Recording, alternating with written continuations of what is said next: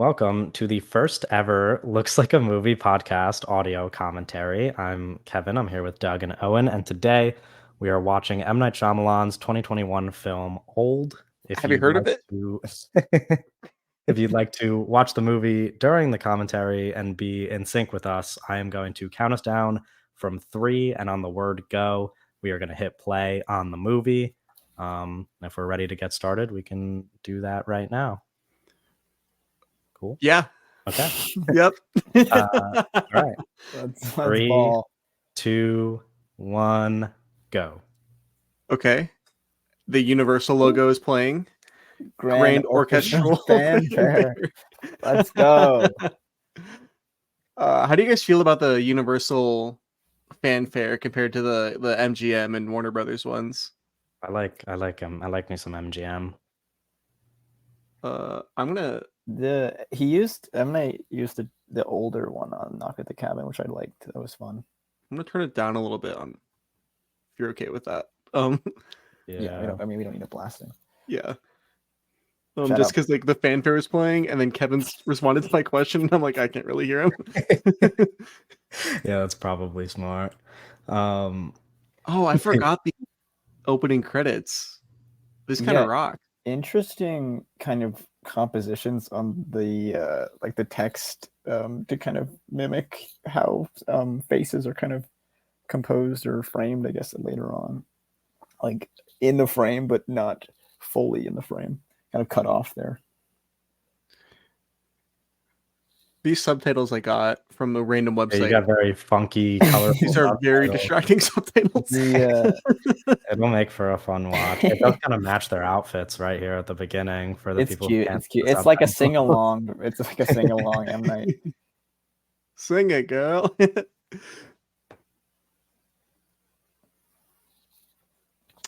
real for that. I can't wait to hear it when you're older. Wow. Shout out. I love this part. This is like, this sequence in the beginning is like, no piece of dialogue in this film is wasted, but this sequence especially kind of sets up everything that we're going to like approach thematically later. Yeah. I love some Gail Garcia Bernal. Yeah. And right there, like already kind of sets up this like the character tension that we kind of explore throughout the movie between this couple that we're gonna follow. Interesting handheld here.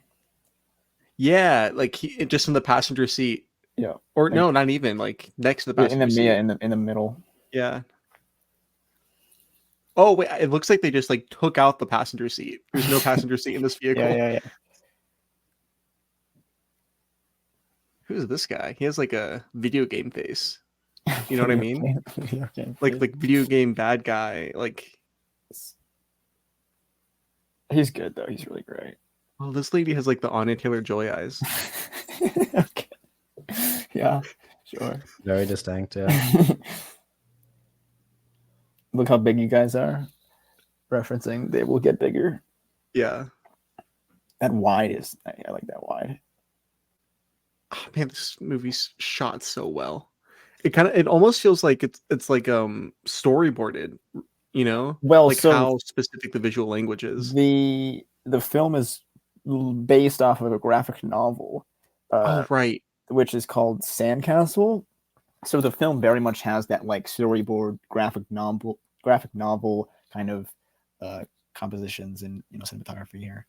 That makes a lot of sense. And then, again, like with these, there's always stuff that's like in the frame but like not fully and kind of off, like these like little I mean, that's just a really well like composed shot. Yeah. It's nothing like super important or anything. Yeah, it's just it just looks nice, you know. Mm-hmm.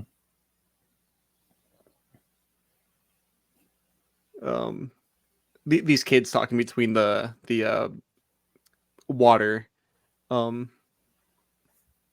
I guess water drink fountain is what they called it. Drink fountains. There's like, I don't know. Oh yeah, and this is oh my god. It's the goat shot. It kind of is the goat shot. I mean, this is like the way this whole scene is shot. I think is my favorite in M. Night's filmography. Yeah. It's crazy. I mean, it's kind of like simple in a technical way. Like it's not like you don't need to be a genius to pull it off, but you need to be a genius to come up with it. Kind of. It's also it's a hard. It's it reminds me of like in a way like slow cinema acting and stuff like that, where it's like this is really hard on the actors because you can't cut around this, right? It's you're coming in and out. It's like theater. It's like theater acting. Yeah, it's like everybody needs to hit their marks. Everybody needs to do their, their lines right. It's a long take, and then especially with the marks get blocking here on this shot, because we're still going. I noticed when I was watching the Anya Taylor-Joy like interview clip she did on her career the other day, I was thinking about it and I was like, I feel like every time you hear actors talk about M. Night Shyamalan, they have like such high praise for him, which is interesting considering like his reputation, but it seems like actors love to work with him. He seems like the nicest guy in the world. Yeah, the mom and the reflection. I mean, yeah, the physical barrier between her and the husband and the kids, And then this kind of push in zoom. Yeah.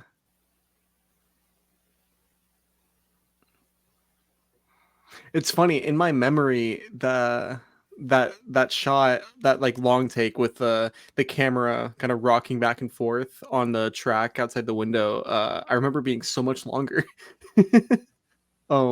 Just because it's like I that guy looks like Anthony Bourdain in the center right there. But again, there's so much negative space that's being played with in terms of it's like the beach, the blocking. In terms of the blocking of like we don't block movies like this anymore. No, blocking is not everyone's doing this. Not everyone's doing this. I think people talk about lighting being the lost art, but I think blocking specifically is like, I mean, nobody really considers blocking very much at all. A lot of it has to do with the way that like things are made in the edit, and because all this stuff has to be like planned very particularly. Yeah. Food telling game. I love the way that he writes children, because it's just it's very honest, very direct, Yeah. It's like kids don't kind of I mean, sometimes they do, but like they don't really ever like beat around the bush or like try to hide like emotional stuff like this. This is probably what you were thinking about as well. Yeah, this is what I was thinking about. Yeah.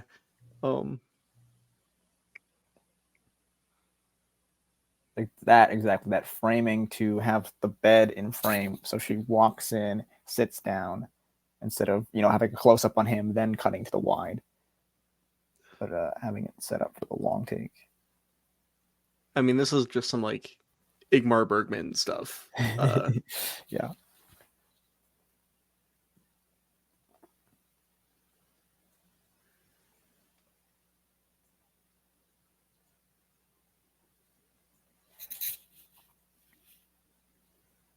And then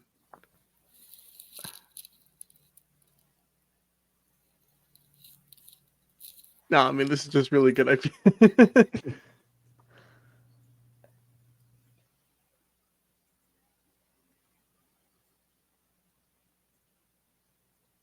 And then again, like the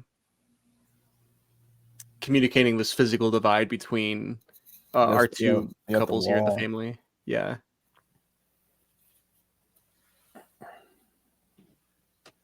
Well, they play it like kind of a reverse shot. They immediately go to the kids like they were looking straight at them, but then you get the wall signifying that they're not actually seeing them. Yeah. Only hearing them. We got this little like baby Zodiac killer going on here. Yeah, we'll come back to this. Definitely one way to describe it. I think these kids are really well cast. I like this kid that's playing like the younger Alex Wolf character, the son. Right. Um,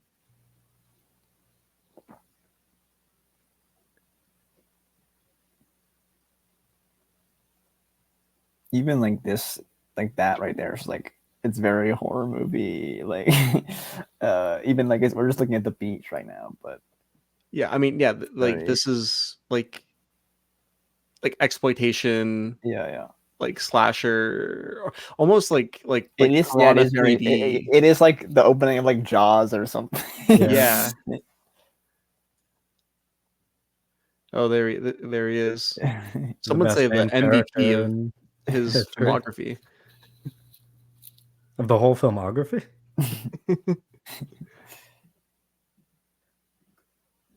Oh, Again, no piece of dialogue wasted. Everything is yeah, to come up later. yeah. They need a It's such a tight 148 or whatever it is. yeah. Well, yeah, because the movie's not long enough to kind of play around, so the screenplay needs to communicate whatever character's about. Yeah, It yeah, needs to be economical. yeah, yeah. Which is like good like genre filmmaking, you know? 100%. And I love the even like the all the people in the background, the extras and stuff. The Yeah, it's like a lived in, you know, they're doing like little dances over there. yeah. Yeah, And like they're obviously on the beach. Um and then the blocking of that shot with all four of them in his back of his head, and then you have the family, even here. yeah, and our little video game villain trying to He is like he feels like some like movie or not movie like video game where you need to get like a lot of money, but he's like an evil banker or something. He's like yeah. stopping.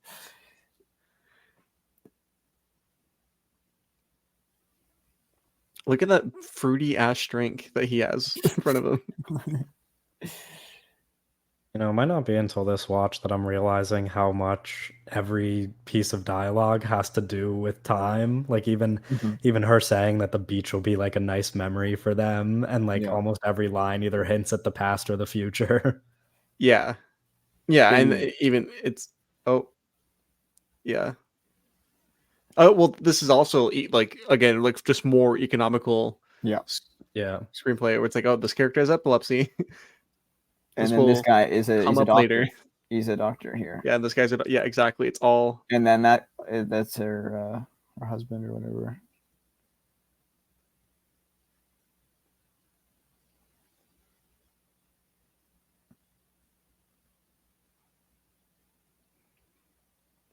So we have our future players kind of meeting here. you know this watch this is very similar to Devil, which I don't know if either of you have seen that. That's a movie that M. Night wrote but did not No. Right. direct.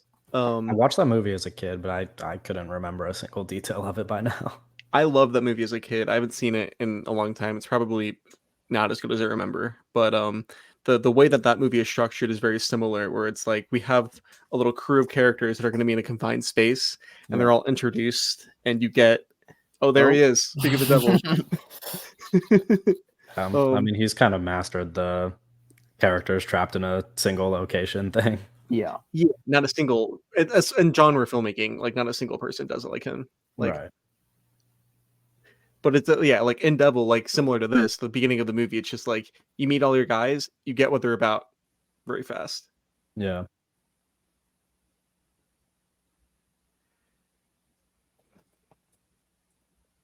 It is interesting because M Night is literally in the driver's seat right now. You know, Yeah. that's I mean that's a fucking wonderful use of color there.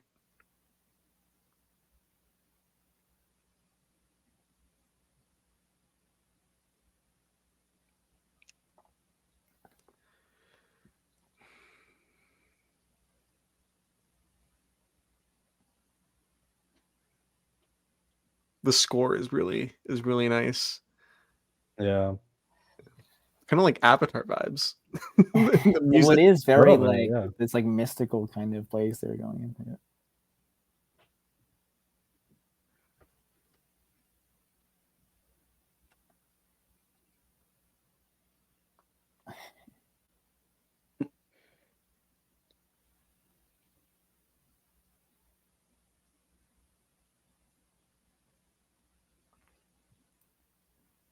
Of all the colors in this section. You mean you have so much green in the kind of environment, but you got the reds, the purples, the blues, the yellow towels there. You could really tell that he thought about the blocking because of the cutting between like the reverse shot. Exactly. Everybody was in the exact same spot, so they had to make decisions about like where everybody's marks was for when they did the 2 takes. Which, because like if it was a lesser movie, I mean, if it was a lesser movie, they just wouldn't have had that cut. Yeah. They just would have only gotten the one angle. Some ominous crows. Laughter is funny on the subtitles. You see the crows and they're laughing, but it's not them. Oh, did you see that the shot of the rocks on the beach? Very the movie kind of tells you what's up. Yeah. Then they're passing through this like a little slow-mo. Well, we're only like 15 minutes into the movie and they're on the beach that makes you old already. Again, efficient. We're here. Yeah. No time wasted. And so efficient in the setup as well. Yeah, you get the deal where you got the who we have as our players. This is kind of like super Avatar right now, actually. This is like I don't even remember this music. I mean, it's like very Jake Sully meeting like going to Pandora first time. That was crazy. Yeah, exactly. And then you see, look at the mid-sized sedan in the background.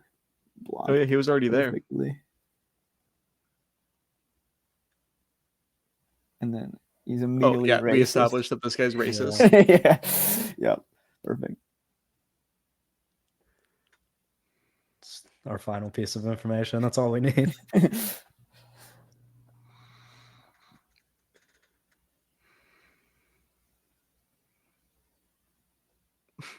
This is very silly. Like perfectly, he's right there in the background. Very graphic novel in the way that it uses like the full like kind of horizontal in terms of like blocking, like right here. It's very graphic novel viewing. No, so after you pointed that out, it's like a lot of these shots do feel like very comic book-y. Yeah. It's reminding me of like of Watchmen. It's very like painterly, or some just in the way that everything's composed.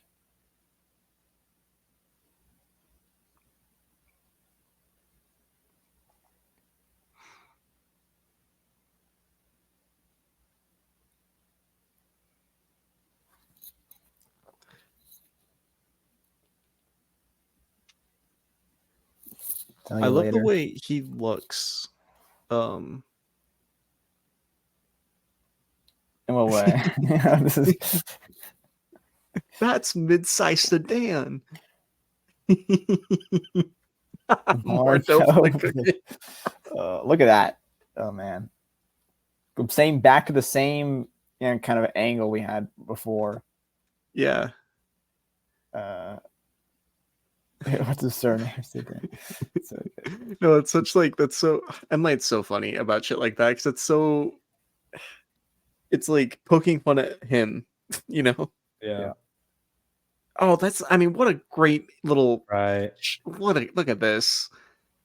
Yeah. This is so like the colors. I mean, the shadows on the everything.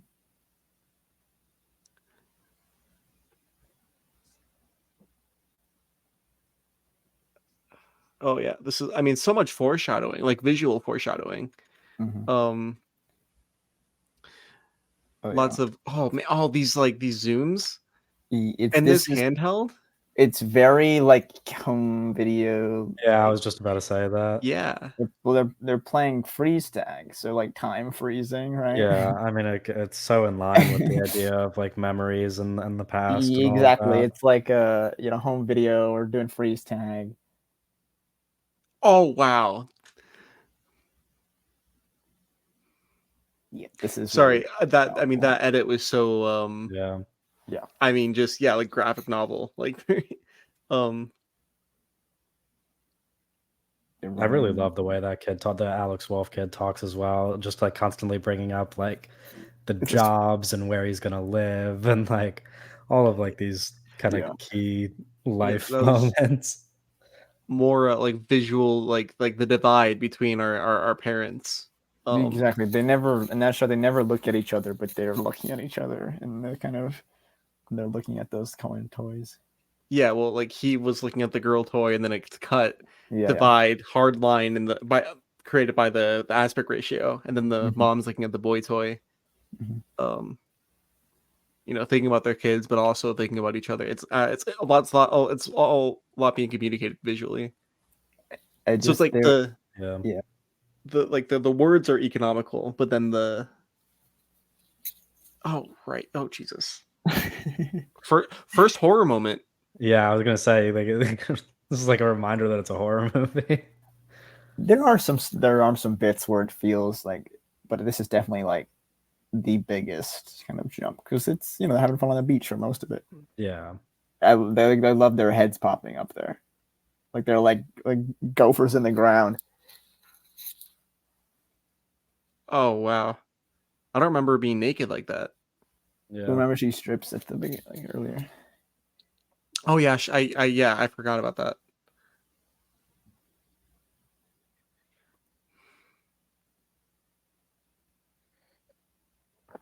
And from like this first horror moment on, it's just like I mean, we were talking about how economical it is in the first 15 minutes, but now it's just like Yeah, everything happens so I mean, it's just like pure chaos for the rest of the movie, essentially. Yeah, yeah. I mean, they it just get hits the groove and just doesn't let up. Yeah. Look at this from the 15 minutes until they get on the press play, and then they're on the beach, and Yeah. then from 15 to 20, it is when the dead body's there. Yeah. And now this is actually, very I'm M really Night realizing close-up this is there. very like Devil. Like this is so similar to Devil in structure. Except on a beach instead of an elevator. And also this is less silly than Devil, but in concept.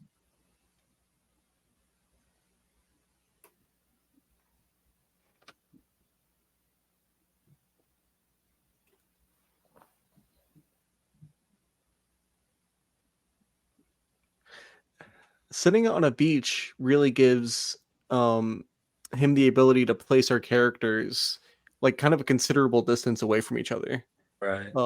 Yeah, well, the images have such great depth to them, but even like the use here of not like look at all the kind of negative space in that image there, having him talk to someone off screen, but he's like a little bit in screen, which I think some people could be like, oh, that's bad cinematography. Like someone could notice that and be like, oh, that's bad cinematography. He's like weirdly like off frame, but it's so interesting and kind of smart to do that and kind of focus on the beach rather than like what they're saying. And it's also hard to watch that and not like recognize it with intent. I mean, I don't know how anybody could watch that and not question, like immediately jump to bad cinematography rather than question why somebody's whole face wouldn't be in the frame, yeah, which is like an obvious like thing that you don't see very often anywhere else. Well, it's like I can imagine seeing the blocking and everything that's going on here, and then just noticing that and be like, wait, did he like not notice that? Like even like look at all the stuff on the left. I mean, it happens throughout the movie. The water, all that negative space. When they cut to a guy here on the left of him, it's like there's another person being blocked there, but it's the beach or the waves, I guess. Did Bhakti Prom shoot this? No, this was Mikey G. Right, I forgot this was Mikey G. Yeah. Of course, Mikey Prom's doing Trap. That's why I was thinking about it. Yeah. I forgot about that. And then, yep, he fills that negative space there. And our final, and these are our final guys, right? The final players. Yeah, jolly people walking around like crime scene. Yeah, they're so like, you got his And little that's gotta hat on. suck, just showing up to the beach and you get your mood dropped And you look, I immediately, mean, and you even don't even have time to. that negative space I was talking about before, they come in and fill it. Everyone's like that's Right. you're blocking for people that show up 3 scenes later. Yeah. But That's an ominous image. yeah. That It's like, what is in that underneath that? Oh, brother.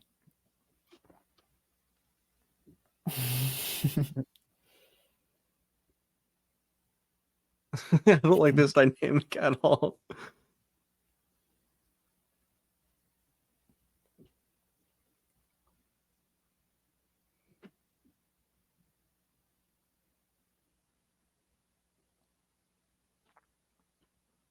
It's the most Rufus You know, looking man I've ever statistically, seen. 30%. Yeah. No, I think Rufus is incredible in this movie. He just looks like a guy named Rufus, you know? I've never really seen one of those guys before, but like, yeah. There's for a movie that gets flagged for acting, there are so many incredible performances in this movie. right. Oh yeah, I mean, Yeah. that's just a fun little effect there to communicate. You know, yeah, your brain exploding. I like it kind of happened when they popped up their heads, but him waking up and starting with just the beach and then them like coming into frame like that. Really fun.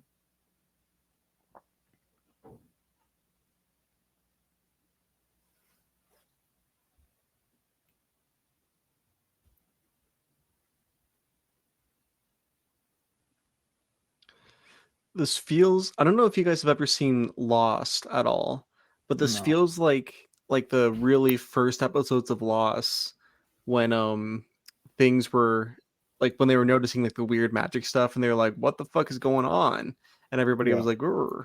I'm sure it's like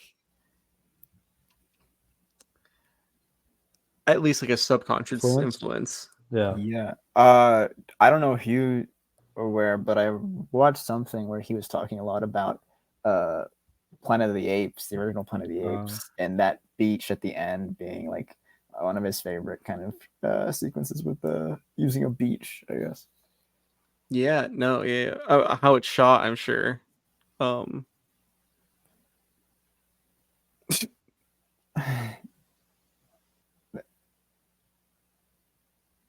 And I mean, they're gonna get a lot of this, but just we showing our characters, 3 characters, but hiding all the information.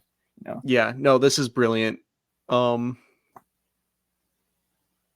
you know that something's wrong, you know. Yeah, and you're like, we're not showing the face for a reason, so why are we not seeing their? Well, and their voices are different. Exactly, that is the clue, and in the movie, their dialogue you're like, is, yeah. Well, yeah, you're just begging to see them. Mm-hmm.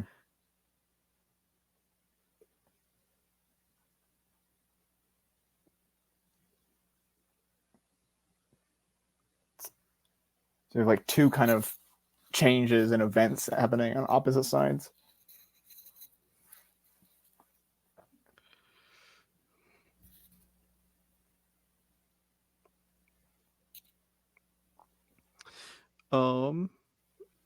This is no bueno. And not good for her. This is a bad situation. That guy's nose bleeding. Oh, this is the great. I mean, yeah, it's like what did John Ford say in that fucking Spielberg movie about the horizon? I forget the other woman's name, but she leaves frame and then she reveals the other player. This is kind of similar to the other kind of hiding continue to hide that they are now new actors, but the other 2 actors obviously know something's different or off. Well, it's like, we kind of talk a lot. This has been on the mind since Dune 2 happened, right? But it's using the camera. It's like you you have to make dialogue interesting visually in your Yeah. movie, you know. I mean, these takes are lengthy.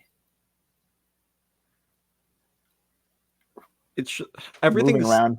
They're like slowly that reveal. We don't get it there, but yeah. And even like them with the whole like I'll guess your age. It just kind of reminds me of like the games that they were playing earlier. You know, with the little kids that play the games. We're just kind of getting reaction shots of. And we still haven't got the kind of reveal yet. Well, that's the thing too. There oh wow. Yeah. I mean, Thomas and Mackenzie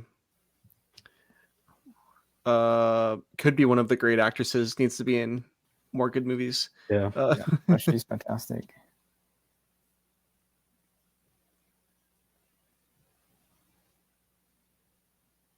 Well, like what you were saying about the reaction shots, that's the right back here.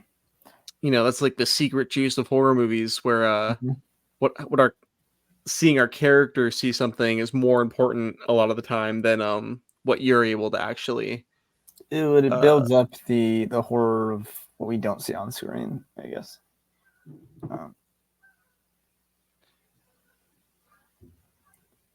Look how terrified he looks. Yeah, not to mention how much you need to set an atmosphere when your entire horror movie is in sunlight, or not entirely, but so much of it on a like bright beach. Mm-hmm. Yeah. Oh, look at yeah. Yeah, I don't remember that shit. That's very fascinating. Like right in his face, kind of handheld. I wonder if that was a wearable. It's like an all-time racist. Like he's like you can't leave. Yeah, like chasing after him. Like that's crazy.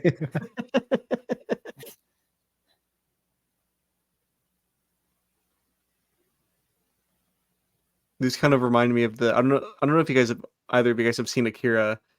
No. But there's like that clip that kind of goes around online where one of the guys Nate in the movie, he's like his like brain's getting attacked and he's like, oh no, and it's very silly. Again, they them waking up and popping into frame. The negative space. Yeah, so much of it, and then slowly kind of creeping in. But the kind of depth of the image, everything seems. The issue with like modern movies, I feel like, is using like only like almost in a 2D sense, but leaving everything kind of blurry in the shallow focus. But the use of blocking and kind of things existing farther than like a foot back behind our actors. It is really well blocked. Because every shot is so obviously thought out and planned that it feels like every actor has a mark to hit. Instead of just like, jerking off. Or whatever the fuck happens in like those fucking Ahsoka show, like, which is a disaster. Star Wars recently, or even like I didn't watch Abigail, point, but people. But I saw somebody post on Twitter. Somebody posted like a screen grab of Abigail and be like, they were like, what happened to blocking movies? Because it was just the like actors, four guys like standing like right next to each other and like just yeah.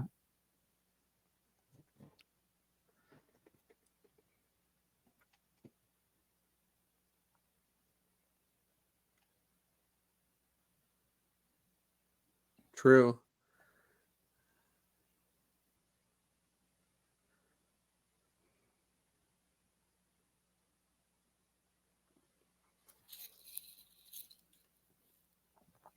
Trying to reason with, is there, obviously the parents, they're supposed to be in control, but what is happening is unreasonable, but trying to put on reason or something that's like unimaginable. So much visual foreshadow. I mean, that was not even foreshadowing. That was just like this doctor's going to stab this guy. And there it is. Yeah. Again, with the The That's such a funny like line Such a delivery. crazy way to It's my attack knife. somebody as well. I mean, like, what?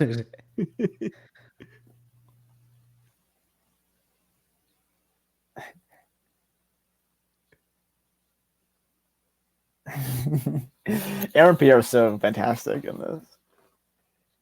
Yeah, speaking of people we need to get more roles for, Yeah. I mean, Such a stacked cast of like people I just love to see in more movies, right? yeah. Yeah, Kind of with the underused actors. Aaron Pierre, will- underused all stars right here. I think he'll Yeah. have I think he'll have a quick ascension at some point. I mean, he's only been in a handful of movies. Yeah, he really needed, what was it, Foe? He did. pop Oh up. yeah, he did that movie Brother, I believe, which I haven't watched, but I hear is like a real great performance from him. He's definitely got the talent. A He's lot doing of with, like physical acting. handheld close-ups right here, Very, which is like, I mean, really effective, like used to communicate mood change. And then we're back. Then we're back out of it right here.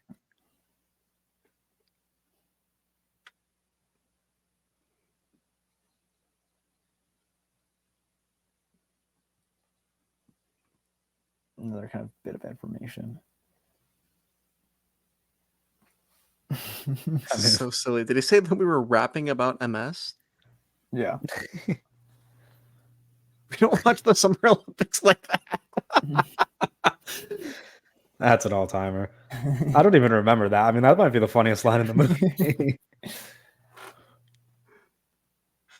And that's the thing too, where I mean, people judge M. Night movies like he's the divide between the mom and the dad with the whatever with the that's pole. Yeah, exactly. Yeah, I mean, fuck yeah, and that's so intentional too. Like, yeah, the mom and the daughter on obviously. one side, then he's But it's constant blocking of like one guy will stand in front of two other characters and he'll walk off screen and then you reveal those characters. And I mean, yeah, you don't put a pole in the middle of your shot and not do that with an intention. Yeah, I mean, it's kind of, if you're looking for it, right? It's like pretty obvious, like visual language to communicate characters, but I don't know, it's even if you don't like that, it is something. Which, oh, look at this aerial fucking shot, dude.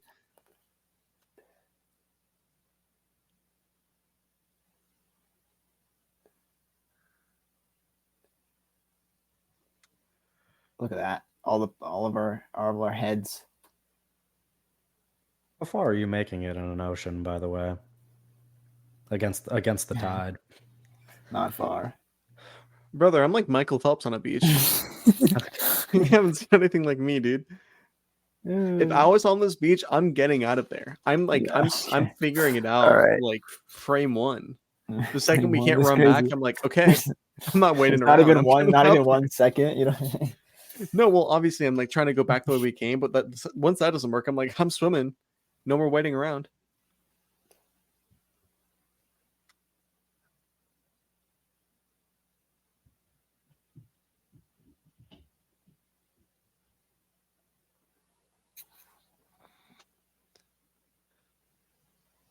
Yeah, that's such a good line. that's the line from the movie. Yeah. It's interesting. It's like obviously she's older now, but she still has this very childlike wonder way of describing what's happening to her. Yeah, well, because because she's maturing, her brain is developing, and she's going through puberty, but she has no experience, right? Yeah. So she's still like the same intelligence and the same reference point in life. It's a difficult thing to kind of communicate character like that. Just kind of such a, I don't know if I say textbook, but like to break it down into like when the shot starts, where the camera is positioned, and then where the shot ends and where the camera ends up. And there's so many uses of like this kind of journey that the camera goes on to show everything and how everyone's set up in such a kind of perfect place. So very like, it reminds me of something De Palma would do, where the camera's kind of constantly spinning around in this circle, and we're getting like these reaction shots, and while the dialogue's constantly kind of off screen. Yeah.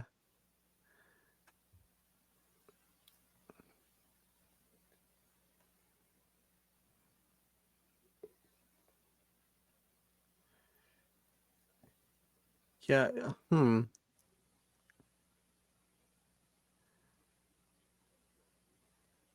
It is kind of just like watch him back. Oh, what a crazy decision to put the camera in the water. Yeah, and even like the way that the kind of the horizon, I guess. It's like a yeah, monster point of view. Yeah, like there's something in the water. Yeah.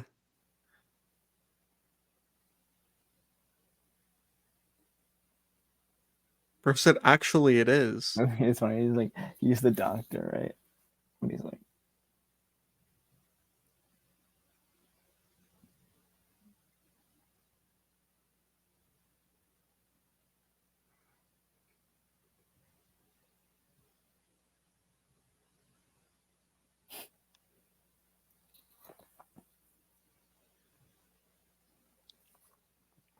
yeah, and then this is like the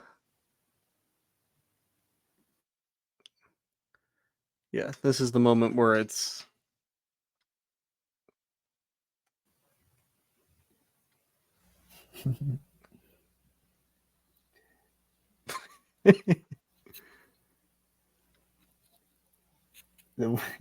he's so aggressive.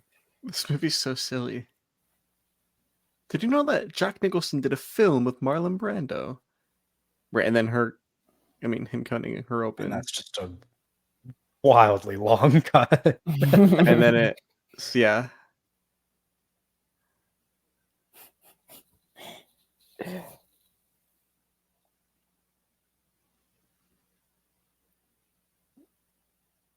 Insane. Yeah. Also, what a quick thought to have and put out into the world. I mean, that your mind just immediately jumps there. Yeah, we're gonna put our fucking fingers, our sandy ass fingers, inside her gaping wound. Which, I mean, they need to get that tumor out. Yeah, they gotta act quick. Right. Ooh. Wait, this is kind of like Crimes of the Future. Yeah. Well, there is. I mean, it is like this film has the element of body horror in the way that like you age and your body changes. Right. The horror of that. And the same sort of visual language that we've kind of established throughout the film is, looking up from like a body looking up at these kind of reactions, but all the visual, or not the visual, the negative space in the middle. There. Oh wow, Jesus! Oh my god! Yeah, it's like a fucking bowling ball. Yeah, no, that shot where you're talking about like all the negative space, it reminds me of when something serious is happening and you're kind of like zone out, like you let your eyes kind of unfocus and you look. Well, yeah, your surroundings are all blurry. Yeah, that's what she's kind of going through. That they pulled out the fucking eraser head baby from her abdomen. Yeah, that was insane. Yeah, that was like a cartoonish large tumor.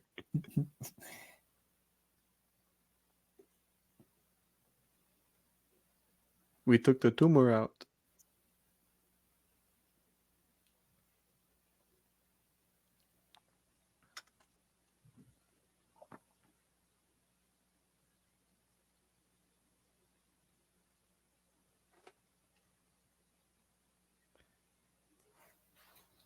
And there it is. That's the line.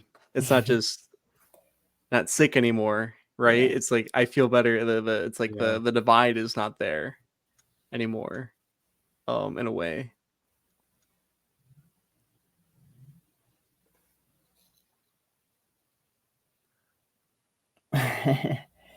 Damn. Look how small he is in relation to everything else in the frame. There's so much negative space there. Yeah.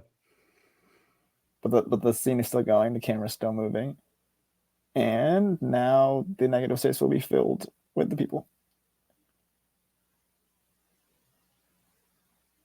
And yeah, they're all hitting the marks, and then boom. Oh my god! Batman. Another just like comic book idea, now like they're visual going to idea. move in. The people who weren't in the frame are going to move into their marks, their positions, so they're now in the frame.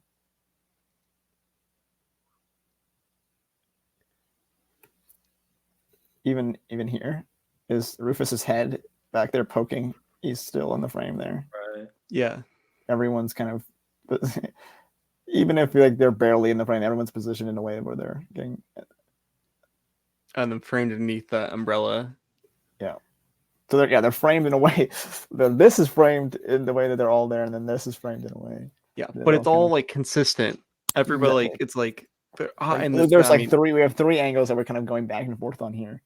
Yeah, but they're all kind of we all know where everyone is, and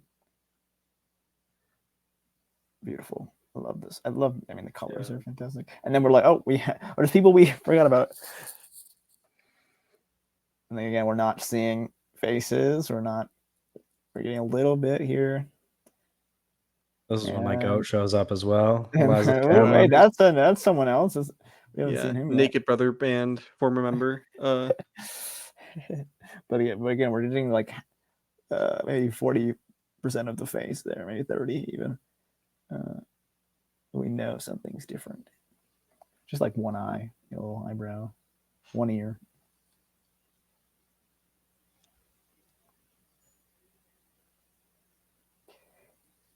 Trying to create rules. Right. Again, trying to make sense of it. Yeah, that's like an important detail, I think, for the people who kind of criticize the dialogue, because in this like situation that makes absolutely no sense, I think the only thing that makes sense is to talk it out and, you know, and try to make sense of it. Yeah.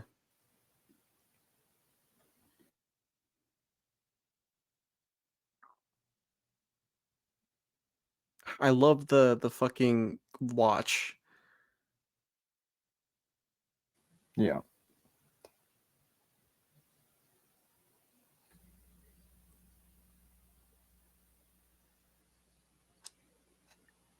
There we go. Some sci-fi fucking bullshit.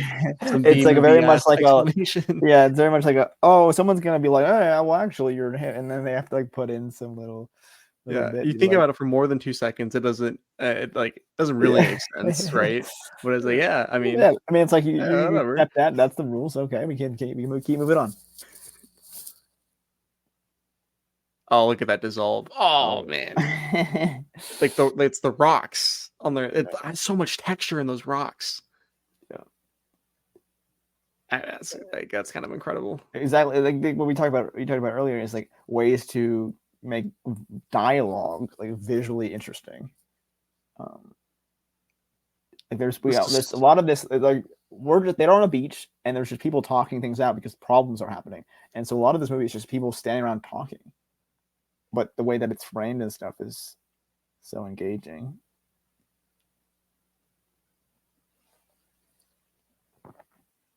It's not shut down.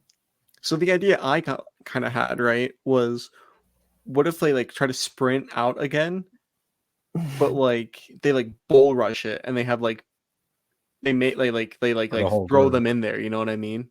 Like I see. Get a really fast head start. Your head would probably just explode because of the magnets. Food. Yeah, it is like astronaut food. Oh, it's like because of the magnets and the geez, that's gross. That's nasty. Well, at the end, she's eating like she's like 6 or whatever. Yeah. Yeah. Well, and she's also pregnant, right? Oh yeah, so she's really. And look at, I mean, all this negative space there, but so they have the depth of the people walking forward. And look, he's so angry.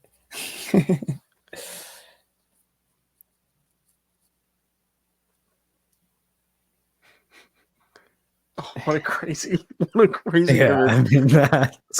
This the kind of physicality in the way that Alex Wolff is walking and like smiling and stuff. He's very much a kid here.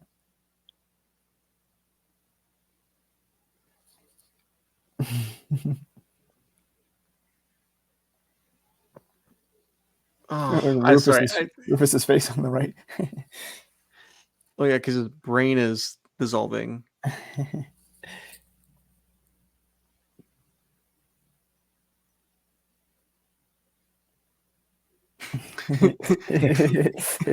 There's so much going on in this frame.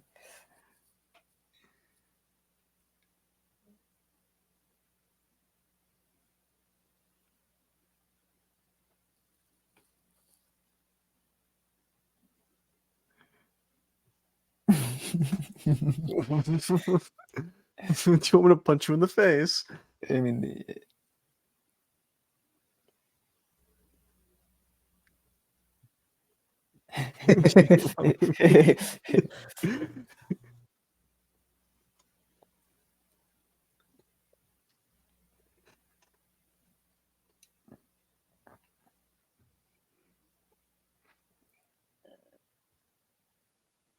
slowly, I slowly mean, this zooming movie, in. it's so fast paced.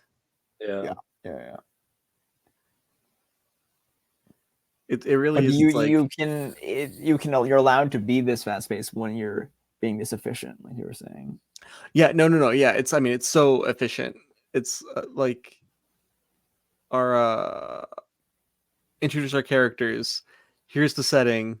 Here's what's going on, and it's just like a Rolling Stone. It's like Well, things you just always are gonna just keep have getting so much worse. going on in like in the single frame, so you don't have to spend time.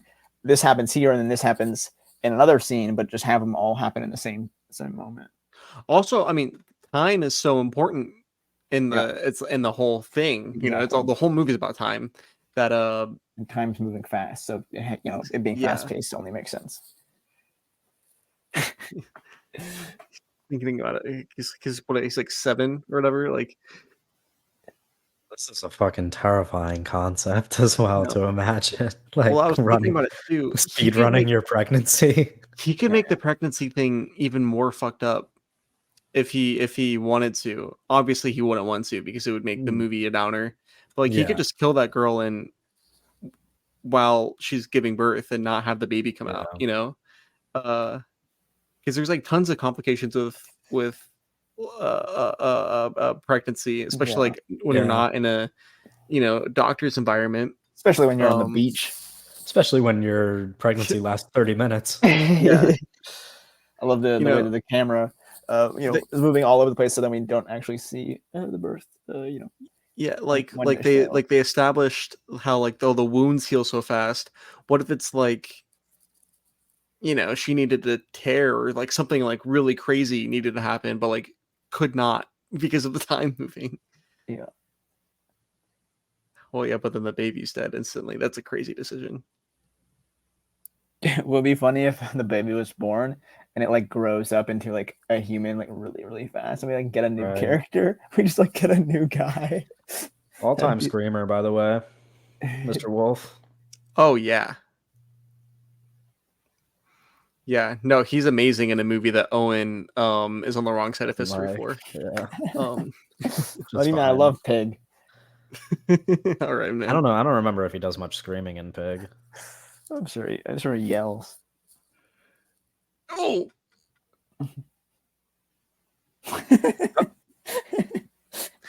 so Like insane.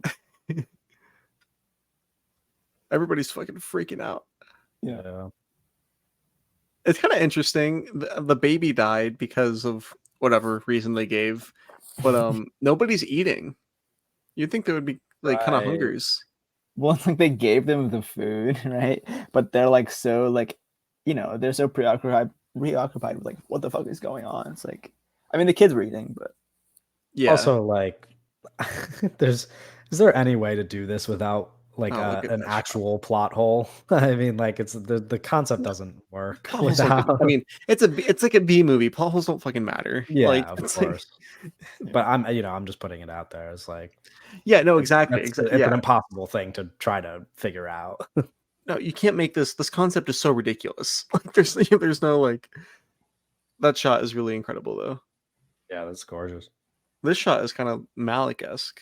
that's what I was about to say. It's like kind of like music video-y. Like it's like I'm a big fan of like a really big head in frame, really close to the screen, and then like someone like farther behind. Yeah, if this was a De Palma, this would be a split diopter. a split Yeah. diopter. But it is very kind of has the same kind of visual language of like really big thing in the front and then someone kind of in the foreground. Yeah, there.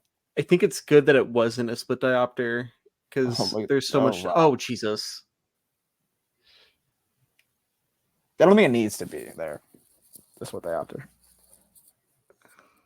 Shaky cam, the running, and it kind of visual, same visual language you kind of had earlier when Rufus was running for a little bit.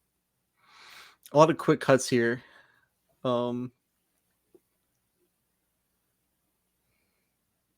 Blocking with you her a legs. doctor to figure that one out, but it's contained and controlled chaos. It's chaos on what's happening on the screen, but everything is under Shyamalan's control here. Yeah, well, yeah, there he is. Yep. He's like all that negative space. That's a rusty ass knife now too. See the negative space is filled there. Oh, man, that shot. Shot is so crazy. Of like his head half being out of frame. That like it's like a super close up. I mean, what a cool shot. Yep. They're all leaving the frame. Back to that shot. It's just him in the ocean. Him in the rocks.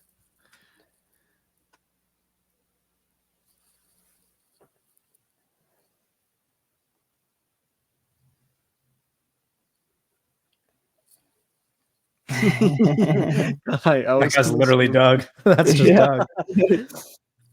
You guys don't get it. I'm from Florida. The two kind of couples there.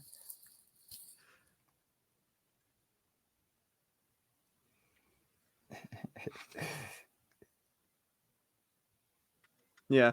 Well, it's interesting. You're talking about like the depth. Those whole movies kind of existed on a two-dimensional plane because it's a beach that is backed up from rocks and the ocean, and there's no like.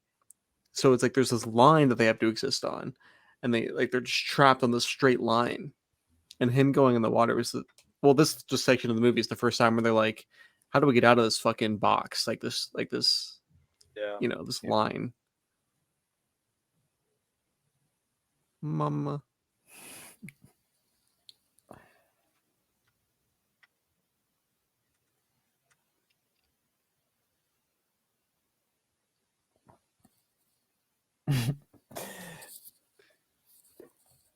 This feels kind of Planet of the Apes. That's what I was going to say. Yeah, it's like very primitive in the way that he's like playing with that. Whatever, is that a bone? What is that? Yeah, it's a bone.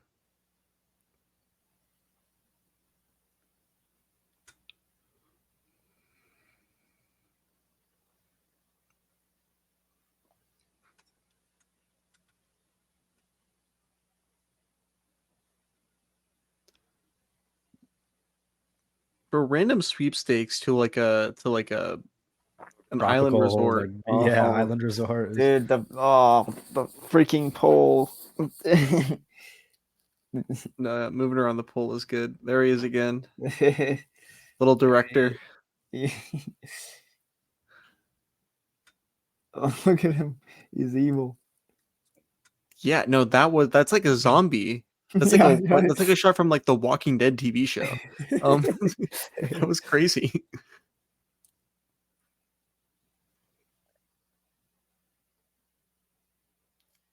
She rearranges herself to get in. Also, I think it's interesting that people say that the reveal a little later where we see M. Night and the close up is a twist. We just saw 3 shots of M. Night, and it's like that is obviously the same character as the guy that chopped them off. He's wearing the exact same clothes. This is such an interesting concept when you think about the aging, like the kind of conversation she's having with her mom as she is technically older now. Like these are the conversation that you have about your parents splitting is only a conversation you could really have as an adult. Like, but she still sees it from what she obviously knew as a kid. Mm-hmm. I mean, facial expressions are great here. Yeah. Because they're very, Like, processing this childlike. emotionally is like Yeah, it's a very difficult task for Thomas and Mackenzie here. right. Um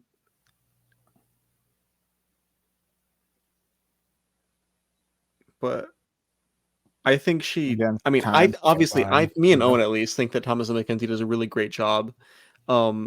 Most people do not feel that way. um Even in this movie specifically. yeah, no, like I think this performance is very good. I mean, that's what I mean. Yeah. Yeah. I mean, there's so much about like her acting here from like a physical standpoint of, how she's kind of holding her arms in here and her, kind of facial expressions, as well as like how her voice sounds, is very like, kiddish.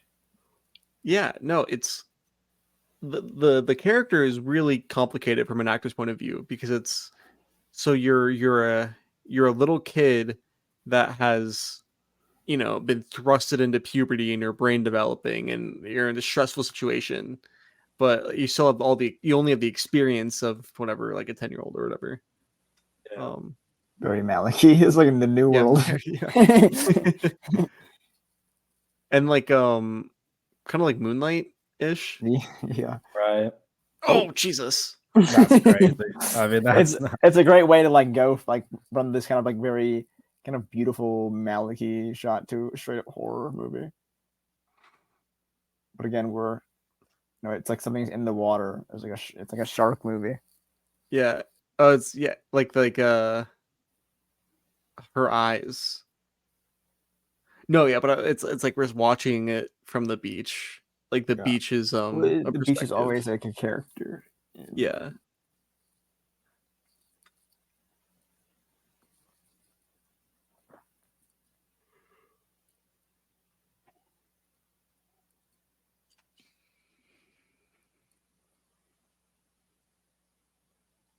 Pulling her in to then reveal like the full image there. Yeah. It's not only blocking right away, but blocking to like where we get to.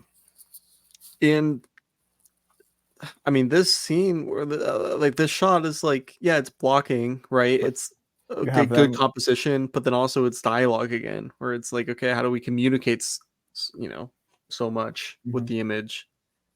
It's just always so much. There's multiple things happening and going on, also one piece. This is like kind of the between the past scene of him just dying and now this conversation they're having is like really the first time that the characters get to actually process anything emotionally because they've spent all this time trying to escape and now they're like kind of realizing that they're out of it. Yeah, which is, I mean, that's so interesting. The kind of very bright yellow color that we had earlier on these is kind of fading. Yeah. You get all those bright colors at the beginning, and now they're kind of going away. The baby is cremated in the the towel is ridiculous.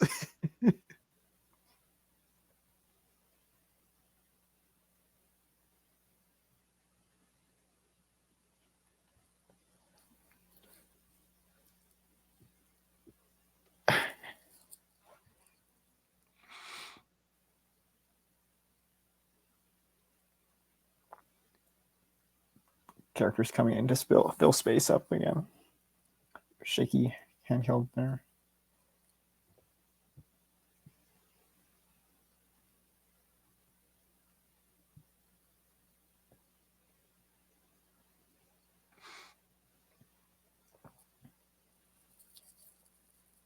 Oh, what the fuck?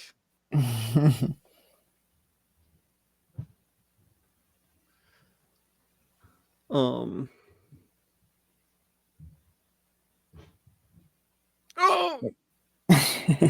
Oh, this is like sweaty palm stuff. I don't like this.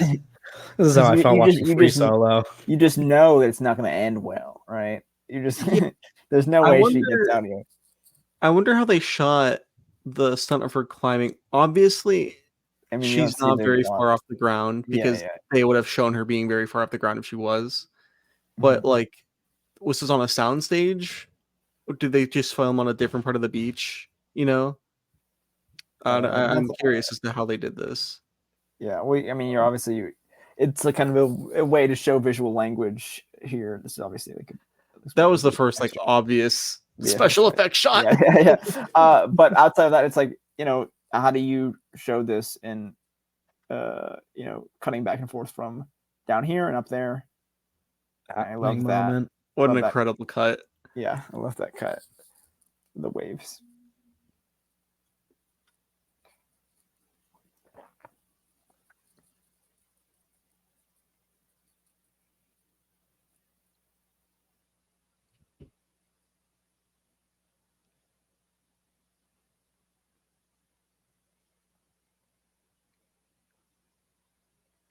This was also like a 6-year-old child grieving for the first time. I mean, yeah. Like he's just learning what that feels like right now. Yeah, grieving for the mother of his dead child. Like what insane dynamic. I mean,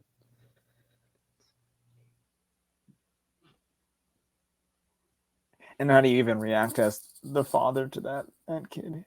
Yeah.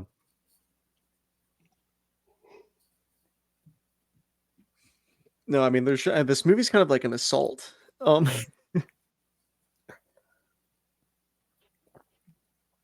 It's not even nighttime yet.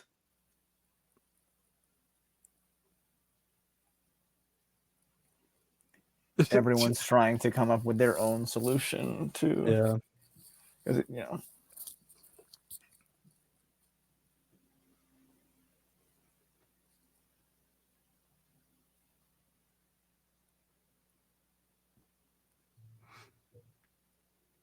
Yeah, I mean that's another like. I was never that emotionally invested in this movie, and now watching that scene, that's like really fucking sad, man. I don't like that. She immediately has a seizure.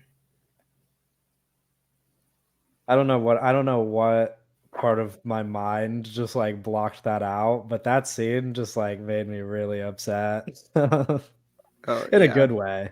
But well, I think that this character who is currently seizing very badly, her saying like, oh, I have a sister, she's older, but so am I now.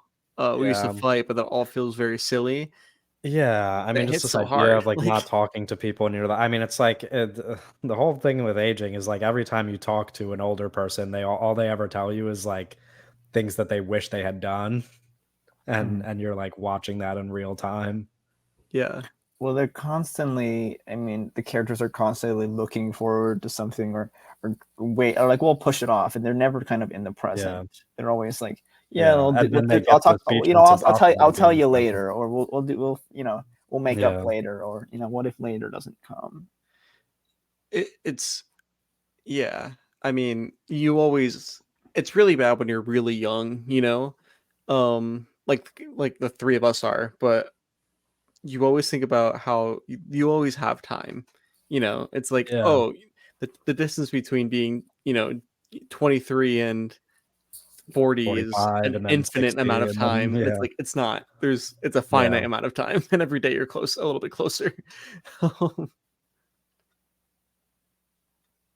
And then we only look back at the past as like something that moves so fast. Like it's like you don't really look back on all of the years you have before you as like, oh, this is about like you just remember little bits, and it's like, yeah. This is like I love this piece. I mean, it's again we've kind of established this visual language of the way that the camera moves, and I think this is one of the big payoffs of when she puts her hand over her ear, and the sound stops. Yeah, it's just this is unbelievable. It kind of feels like, it feels like that Mr. Knight is just grappling with so much here, where he's grappling with like, you grow old and your kids grow old and you can't control this, and like things happen, but then also like your fucking body breaks down as you age, and it is like an unstoppable inevitability. Yeah, your body will never be in like the physical space that it is right now ever again. Like you're kind of only gonna be changing. Yeah, one day you're gonna wake up and open your eyes, and you're not gonna be able to see clearly, or you're gonna wake up and like, Yeah. your This ears is are fucked up. This is so good. This is the stuff.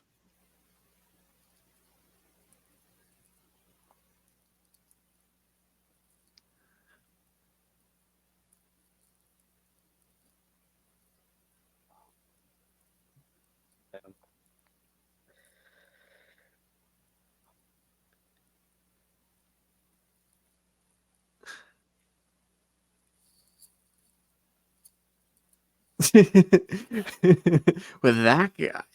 such an emotional scene, but that is a funny. He's a pretend person is great.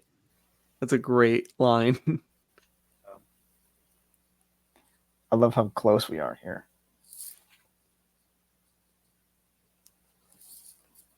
Yeah, well, because they're so close to each other because they have to be now because of the physical problems that they're having. So now we're so close to them. Yeah.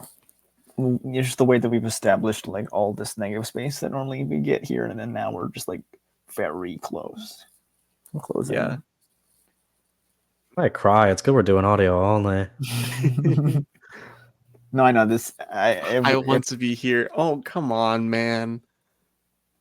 Yeah, this is the like kind of learning moment of, everything's moving by, and now we're finally accepting that I'm okay with being in this present moment. It's really subtle but effective makeup there too, in that scene with her wrinkles. But yeah, no, it's like, it's like, listen, dude, you're gonna get old and you're gonna be fucking not a complete human being in the way that you were when you were 30, and you gotta grapple with what makes me happy in the situation you're in. Yeah, and also like and part of that conversation was them like kind of admitting their flaws, and like that's a thing you could really only do when you realize there's more of your life behind you than there is ahead of you. One day, the fly, like that one day. Always looking to the future or possible future, not today, but one day. And then more more like B movie sci-fi. It's yes, like, yeah, some cheese there. I love it. Well, but that's the thing. That's M. Night, dude. He's not fucking like Steven Spielberg. He's this. And yeah. This is him. It's very M. Night.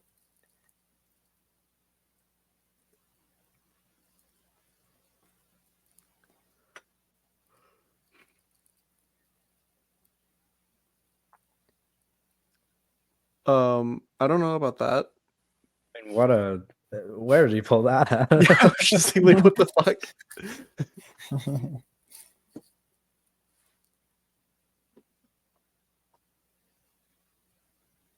But this honest, I keep referencing TV. It feels gross because I love this movie, but this feels very Doctor Who-y right here too, where it's like, oh, because now it's like hard sci-fi where there's like, oh, there's magnets. The magnets are making us old. How do we solve that problem? It kind of is like it feels very like kind of like an episode, like a serial, like one-off. Like this is like a bad thing that's happening to these characters. Yeah, the Star Trek crew goes to the beach that makes you old. Yeah. It's like SpongeBob. Or I guess like it literally is like Twilight Zone, which is probably a reference, an actual reference point. Yeah, yeah. I mean, I don't think any of us would really know because I don't think any of us are super familiar with Twilight Zone. But yeah. It's on my list. No, but it feels like never ending. This is fucking terrifying. Yeah, this is actually like really creepy. Like I don't. Great use of. This is probably the scariest part of the whole movie. Yes, 100%. It is like this is the way that this happens, and then there's the part where the body horror gets really extensive.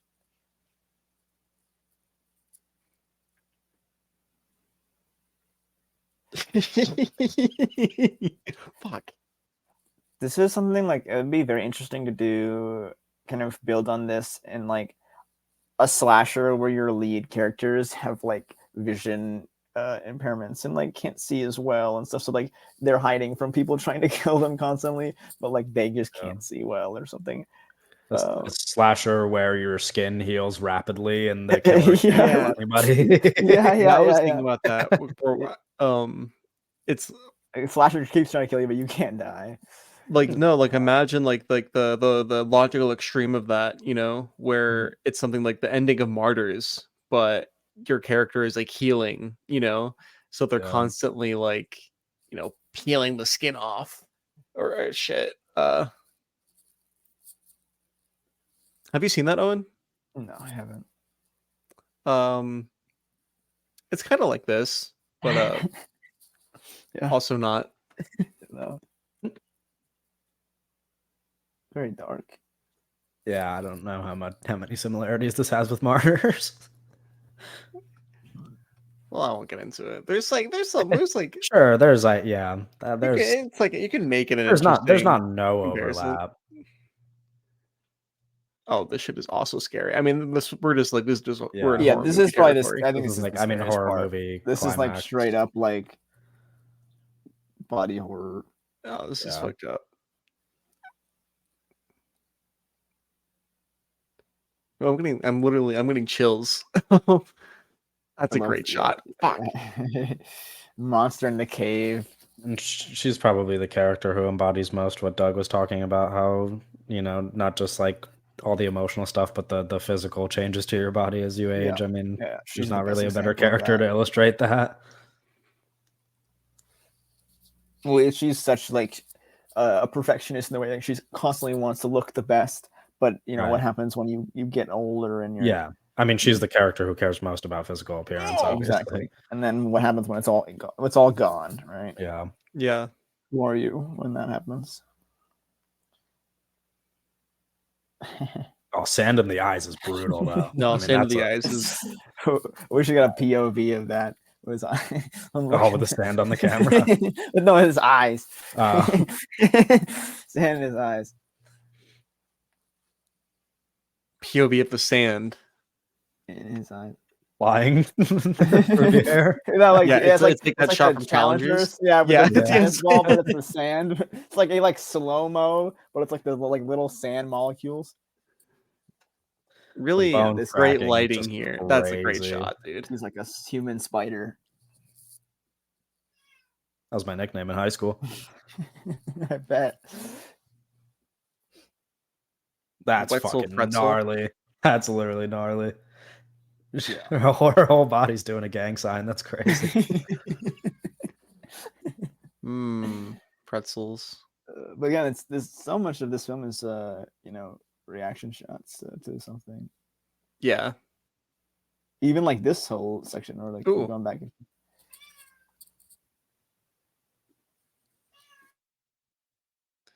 So, what did she just grab? A knife, obviously. Stick, perhaps. No. Not so fun having your skin be the one that's healing, is it? Oh, it's rust, right? Man, the idea of the rust in your bloodstream going at rapid speed is just crazy.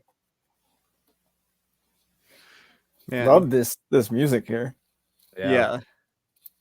Oh, that's gnarly. That's just a really great effect.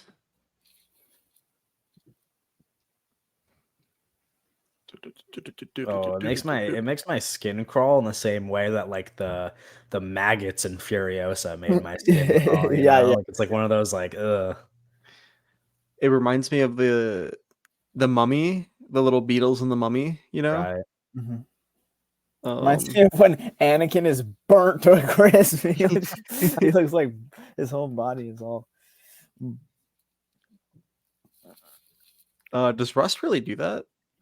We can I mean, not at that speed, but it's definitely not good to have in your blood, I'd imagine. Yeah, I wouldn't recommend if I had to take a guess. I thought it was like a video game. I've definitely had my fair share of encounters with rust, but I don't know if it's ever made blood contact. I don't know. I played the game like once, and you like build a base, but I didn't really No, get. I've been like scratched by rust when I've ventured into some abandoned places. Very rusty buildings they got there, so you got to be careful. It. How old are you? What are you talking about? You grow up. What do you mean you're venturing into abandoned places? I didn't say I did it like yesterday.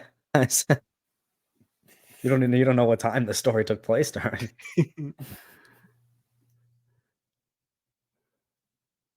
And she's acting like an old lady. She's a great actress as well. We didn't mention when we were talking about all the No, talent. yeah, of Yeah, course, she's of course. incredible. I love how now that it's night, the negative space is just completely black.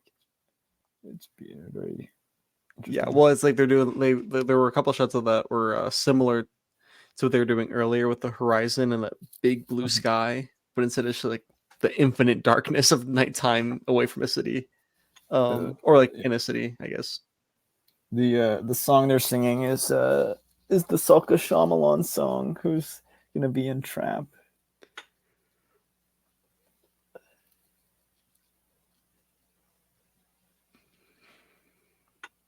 Shout out.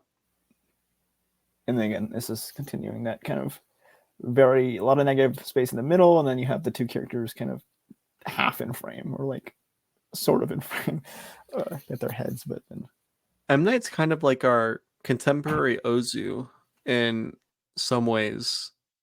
Uh, like the way that he makes films, like that are all about just how family is a good thing at its core, and that's something that he just really embodies in his real life. This is a mega dad movie, but it's also a mega Same like concept for kid. all his movies. Yeah, it's also a mega like kid parent relationship. Yeah. Kind of even like even Rufus has a grandmother or a mother, right, who dies early on. Yeah, I guess like the distinction between M Night and Ozu would be that Ozu kind of made movies about his parents, and M Night kind of makes movies about his kids. Right. Yeah, but also, I mean, it can be reflective in both ways, and like these people are both M Night, but they're also his parents. Right. Oh, sure. He can be the young kid still. See, and that's this shot's like really simple and something you would see in a lot of movies, but it really hits in the context of everything that's been built up. Where it's like, oh look, now everybody's together now. All of the separation is gone. Yeah. And rest in peace. Gosh, that's tough.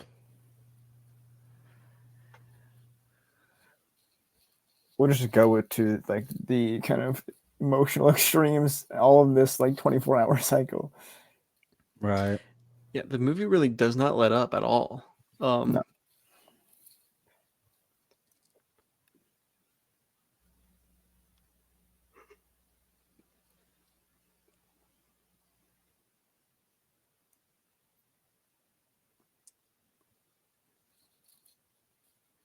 It's like how, it's like what he was saying right before he died, like his final words about like how small our she stops walking and the camera keeps going. Yeah. It's like a tracking shot, but she never makes it. And then the wave pushes the camera back in. Oh, it's so good. And with the time accelerated, I mean, most people, like talk about the whole when a husband or wife dies, like you don't live long after your partner. But I mean, that's like it's kind of an instant thing there. Yeah.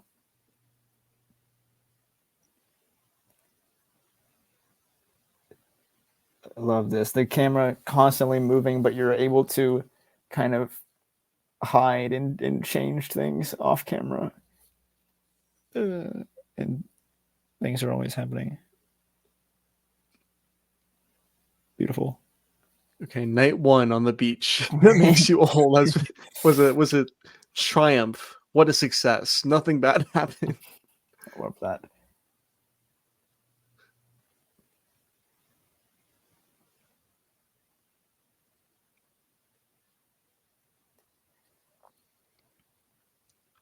Yeah, your hands has wrinkles on it.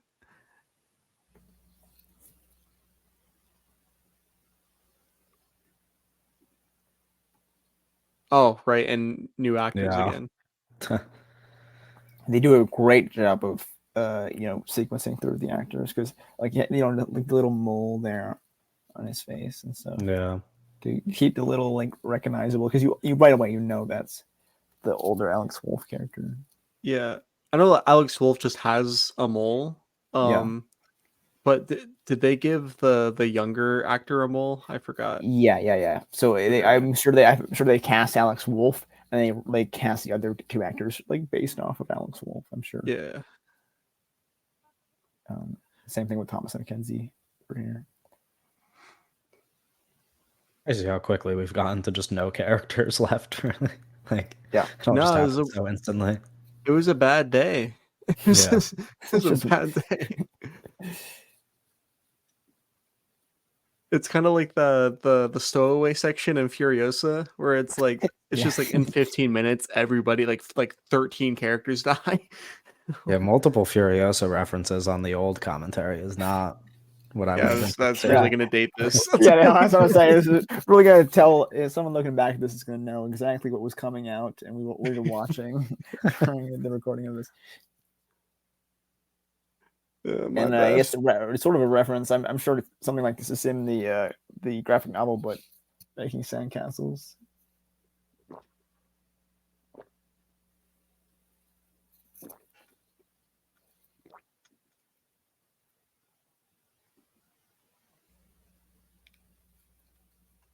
And then we go back to this kind of like home video, like playful cinematography. Almost Malik again. Shout out that guy. Yeah.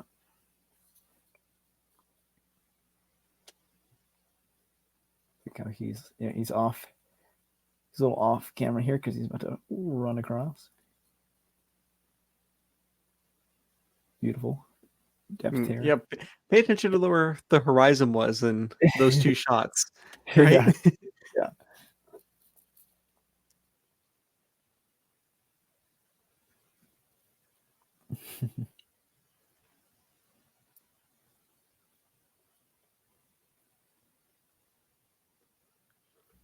It's funny. It's like reflecting on, a memory or like an old friend, but it was yesterday. Yeah. We were like old spies, or It's interesting though that he talks about it like a memory, even though it's just like literally yesterday. And yeah. Well, it's interesting because like they both seem to, and this is the reveal, of course, right, for how to get out. My uncle doesn't like the coral. It is interesting how it's like they both seem to have gone through the whole grieving process and are now like at peace, even though their parents died, 8 hours ago. Yeah. They just popped back into frame again. I love that. Little gophers.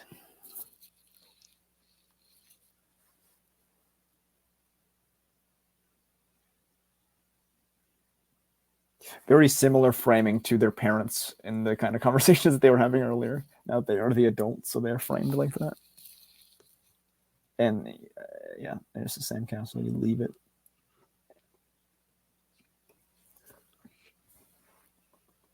This music is very hopeful right here. Mm-hmm. Handheld.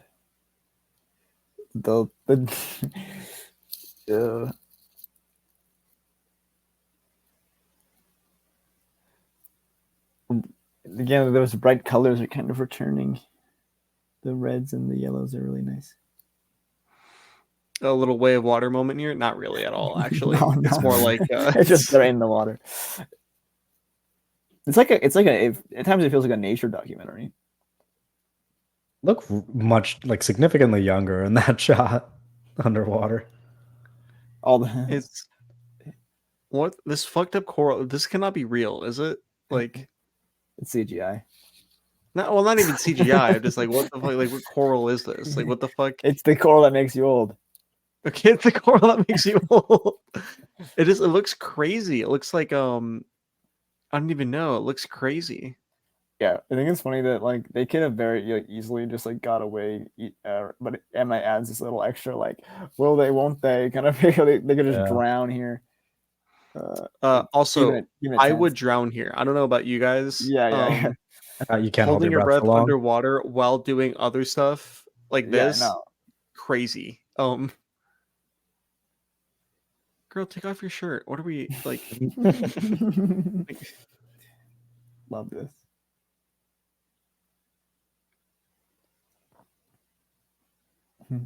Oh, here it is. Here, we'll hold. There it is. The split diopter. Yeah, yeah, yeah. I But mean, that kind of an a extremely genius. graphic novel kind of looking is Well, beautiful. And the hole on that. also such a crazy decision to use to make that a split diopter instead of deep focus.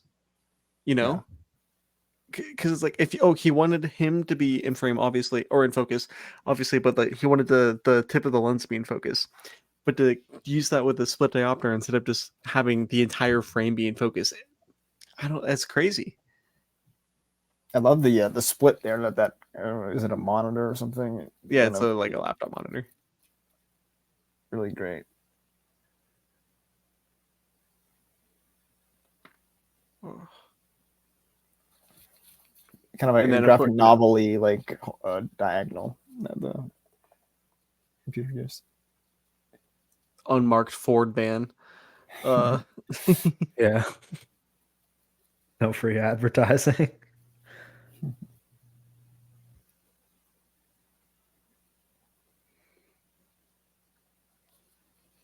No, beautiful overhead. yeah. There's a lot of great overheads in the film. Oh yeah. And there is much to say about you know, the M Night being kind of like the guy, like the overseer, Right. the driver, the guy that's like kind of in control, in the movie, as well as like that being like an interesting kind of meta commentary about him directing this film. Uh, Much to consider. This whole like environment reminds me a lot of like Glass and the kind of ending of that film, with like the secret like society. Callbacks to Uh, those fruity all beverages that he was drinking. there's always people controlling things, and kind of a future note to Trap and M Night just being interested in surveillance.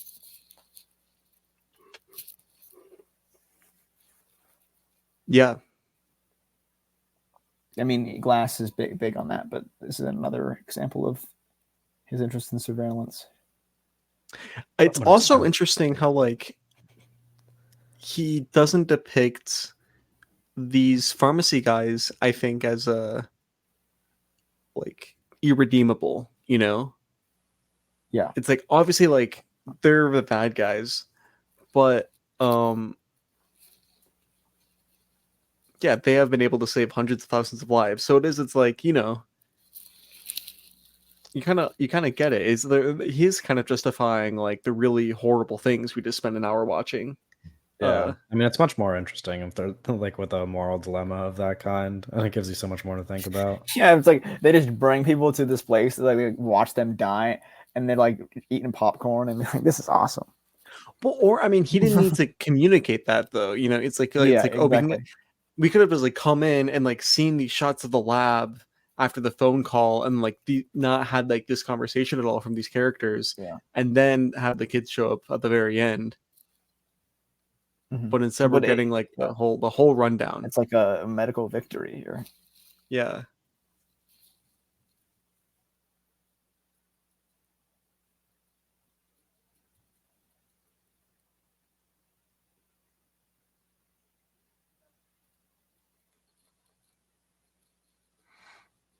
Also, this is like kind of like Planet of the Apes prequel-y too, if you wanted to go Yeah, yeah. back to that reference.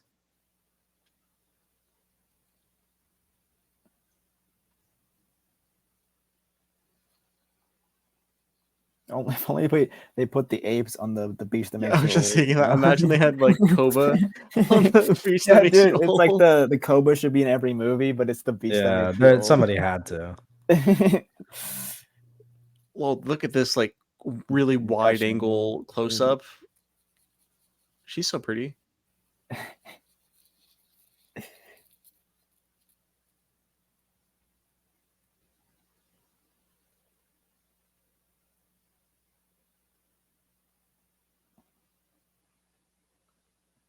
M. Night sure knows how to do a close up.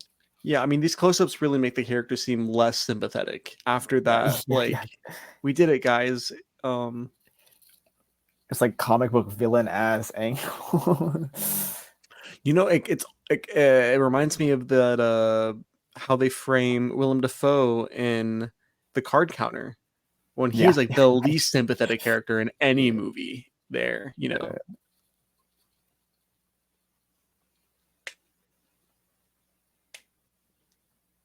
They don't matter. Right. And they don't matter. The beach behind him.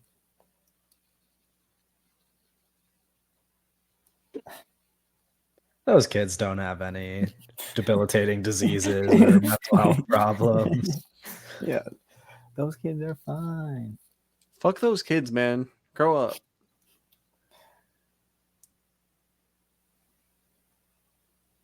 That kind of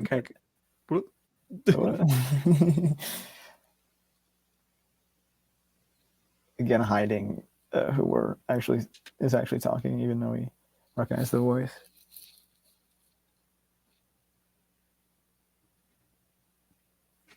You're a police officer. And this is returning to that kind of shaky in the car camera. It's the exact same shot. Yeah.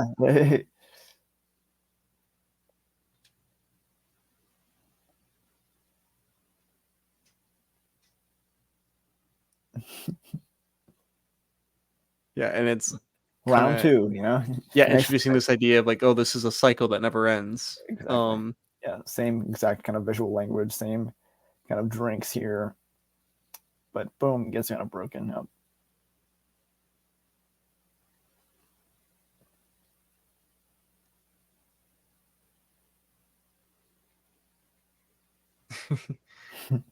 Great reaction shots again. It's all about hiding things, showing things, and showing reactions to the things we don't see on the screen. Yeah.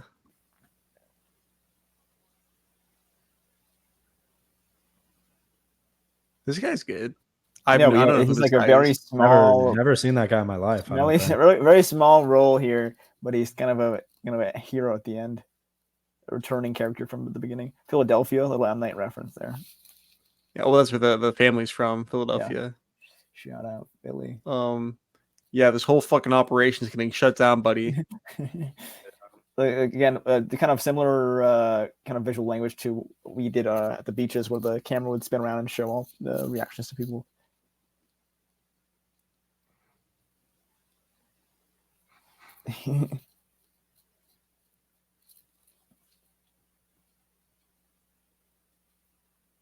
Yeah, this rocks. This fucking rocks. It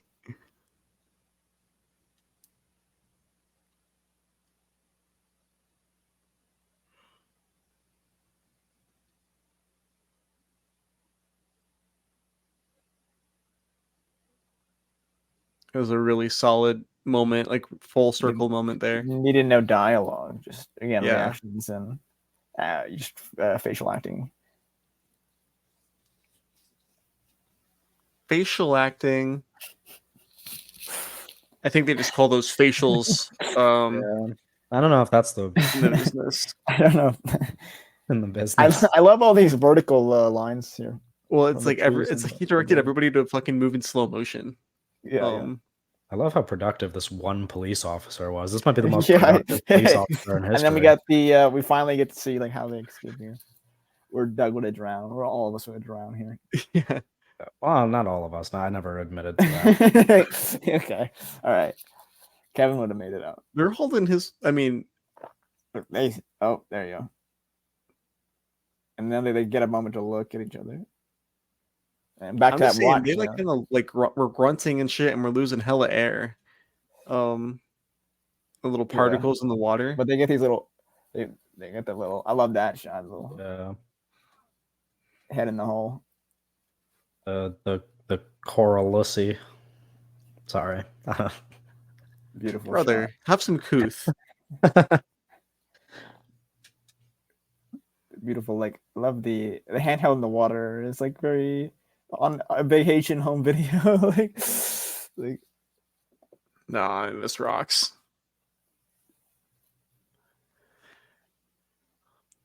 Yeah, the success. yeah. You're still in the middle of the ocean, but you've escaped because there's the fish.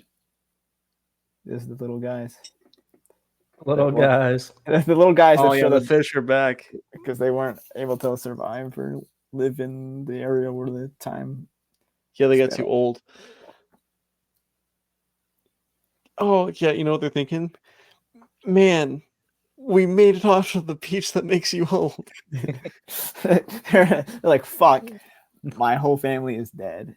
Fuck, that beach made us so old. We just lost like half of our lives. Dude, this is very like, it feels like the end of like a big blockbuster like action movie. It feels like we're about to get a post-credit scene. Well, here it is. No, I mean we got I mean real resolve. That's a Jurassic Park ass ending right here. Yeah, escaped in the helicopter. It's cool. You get like a real promise of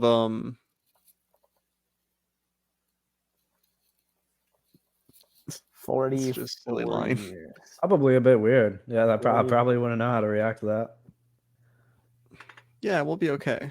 Do you go back to what is he even in kindergarten yet? Or do you skip what are the what do you what skip exactly a few years? How do you integrate into life afterwards? That's a confusing process you gotta go through, I imagine. They're doing what's the Adam Sandler movie where he's like a grown up in kindergarten about Billy Madison, right? Yeah, it's like no, Jack. They're doing a Billy Madison. Yeah, they're doing a Billy. Yeah, it's like Jack. Oh yeah, and the credits back. The credits like are changing the fonts, kind of like how like Ohm was saying, like or at the beginning, like the aging. It's more obvious now after watching the whole movie. Right. But the same thing with just the framing of things off screen. Yeah. Oh, and yeah, exactly. It's Mike G. Director of photography. Mike G. Neiman Marshall. Is this M. Night Shyamalan, this song? Yeah. This is Soka. So, Kevin, do you like the movie more now after revisiting it? I know that this was like one of the M. Night movies that you really were not necessarily a fan of. I mean, he rewatched it, right? You've seen it recently, or like more recent. I'm like, Kevin, your mic is muted. Yeah, I was for sure muted. Don't even worry about that. My journey with Old is that the first time I watched it, I hated it, and the most recent time I watched it, I thought it was good, but there was parts that I struggled with. I didn't want to reveal my cards while watching it this time, but I'm very old pilled now, I think. Oh, there we go. I think I've come full circle into just loving it. The two things that I think I recognized the least the last time around have now been made like so obvious, partly because doing it this way with an audio commentary has given me the ability to like look at all of the images since I wasn't entirely paying attention to the dialogue. Obviously like everything was turned down and it was a lot easier to just like focus on what's on screen. And then additionally, my big problem with this compared to some of my favorite M. Night movies was that I just never really resonated with the ideas as much as I did with like Signs or The Village or whatever. And this time around, as you guys probably noticed, because I said it out loud, it was like way more emotional and way totally bought into the idea. And it took me till my fourth watch now. But they definitely affected me much more this time around. So I kind of love it.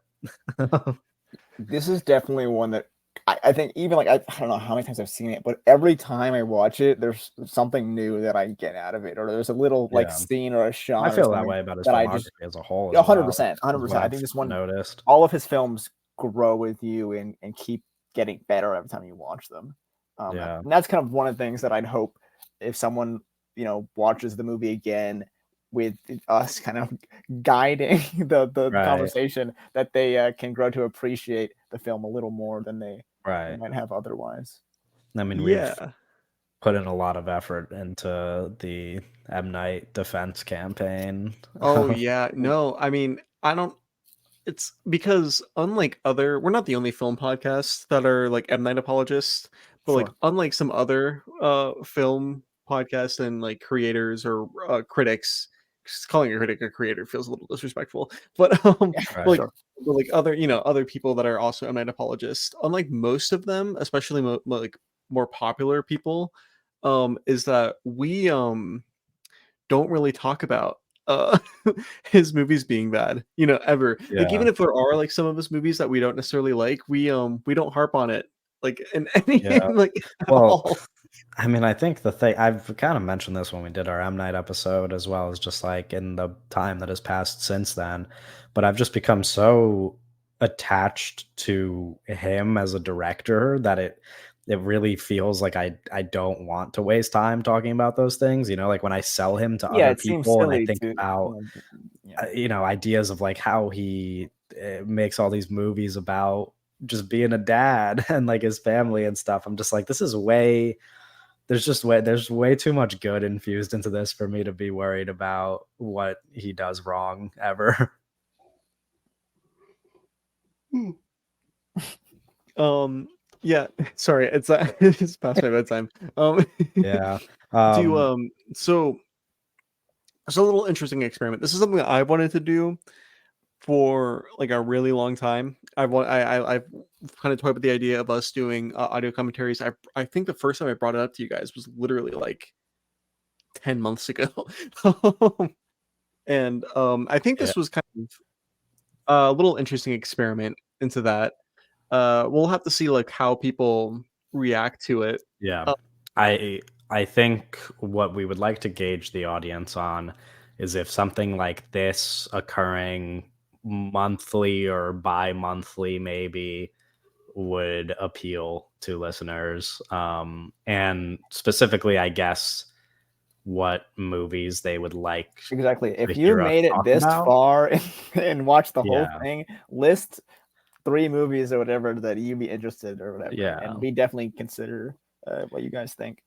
I mean, it yeah, would also be like enjoyable for us to just kind of go through our favorites Yeah, and no. explore each other's favorites this way and like actually have a conversation through them, which I Mhm. imagine people would like. But obviously, there are movies that Yeah. There people would love to hear our opinions are on definitely the movies that commentary. we'll have more to say about, but there's definitely some things that like maybe not our favorites, but we have different kind of conversations about. That'd be interesting. So Yeah, I think like this was mostly an appreciation. yeah, this is a good test run because we all have a lot of glowing things to say about this movie that Yeah. other people might not kind of understand our perspectives on the film. So it was good to yes. kind of break them down and be like, hey, this is why we like this movie. And I'm going to explain it every moment it shows up in the movie. I'm Yeah. going to point it out every time it happens. I think that there's also something to consider too, is that although something like a blowout, like us doing like a blowout commentary or something like that, like that's like a actual like kind of canonical masterpiece that we all appreciate. That could be fun and something that could be in the cards, but also something like a Deadpool 1 audio Right, like commentary, Yeah, something like that we something to would make fun hate of, something and we hate. or can like Like could be a despise. very tonally different thing. And Yeah, like I that's think also possible that could be a in the good time. cards. Yeah, that could be a not good even time. necessarily just a movie to make fun of either. I mean, it would be fun to just do something that is like a real vibes watch, like imagine like a Dazed and Confused or like just like a pure comedy, something that we Yeah, could just just have hanging fun out. Just during. a little Yeah, hang out. that would be that I think that would be enjoyable as well. Just a little good time. But regardless, we can wrap up the old commentary there, I guess, unless you Yeah. guys have any additional all good. post-old notes you want to include. Little post. No, that movie's really good. I think that I'm not as crazy high on it in comparison to M Night's other works as I was maybe when we did our M Night ranking back in the day, when Knock at the Cabin came out.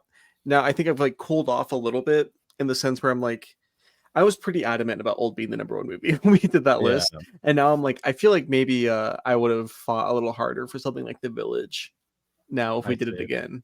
Oh, you're like reversing as I'm going in the direction of old. No, I'm not. You're I'm not like I'm not like cooling off Doug on hates old it. as much as it's. No, no, no, no. Right. It's more so like in line with his. I don't know. Ant-Man Oh, and the Wasp: what's- Quantumania, or It's tough. I mean, it's tough. I think he's got so many good movies and kind of so many masterpieces that it's hard to like ranking his filmography is kind of tough. No, and yeah, you're gonna grow and flow with them. So yeah. yeah, absolutely. little Okay, growing Thank as you for well. listening. yeah, Cool, thank growing and you, flowing. thank you to everybody for listening. Please feel free to share feedback. Let us know if more M Night movies would be something that you'd enjoy in the future. Let us know what other movies you would enjoy in the future, and we will see you next time. Bye.